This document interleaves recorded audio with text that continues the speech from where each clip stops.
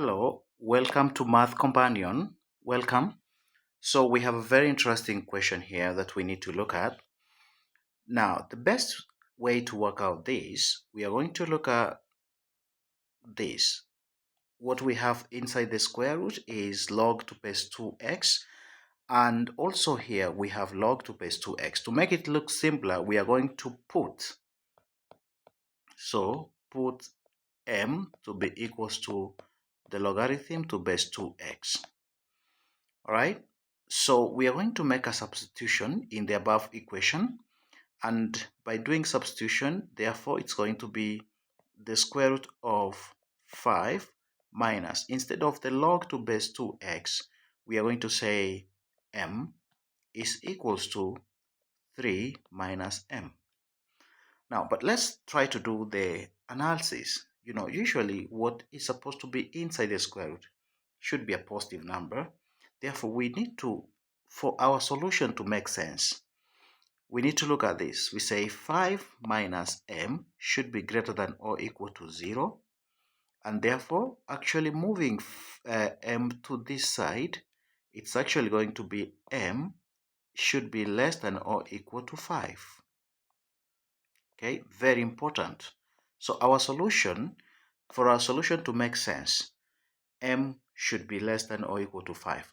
But again, when you look for the square root of a number, if you're looking for a square root of a number, it's supposed to be positive, which means what we have right after the equal sign, that is 3 minus m, should also be greater than or equal to 0. So moving m to this side here, again, we are having this second scenario. Our solution for m that we are going to look at, it must be m should also be less than or equal to 0. All right.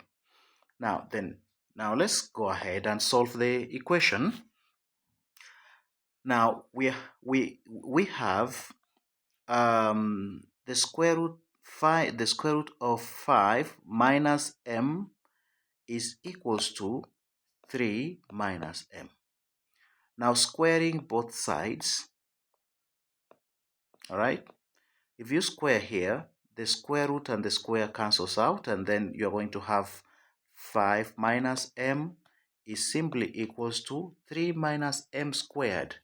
I'm going to do it here. So 3 minus m squared, it means 3 minus m, you multiply by 3 minus m. All right, so we multiply 3 times 3, it's going to be 9. 3 times negative m, it's going to be minus 3m. So minus m multiplied by 3 is going to be minus 3m. And then minus m multiplied by minus m, it's going to be equal to m squared. So finally, we are going to have actually m squared minus 6m plus 9. All right. Now, this is what we found here. We are going to replace it over here. So it's going to be m squared minus 6m plus 9. Now reorganizing this, which means I'm going to move negative m to this side and also 5 to that side. So negative m, it becomes a positive, so negative 6m plus m is going to be negative 5m. And then 9 minus 5 is going to be equal to 4. So therefore, this quadratic equation is going to be m squared minus 5m plus 4 is equals to 0.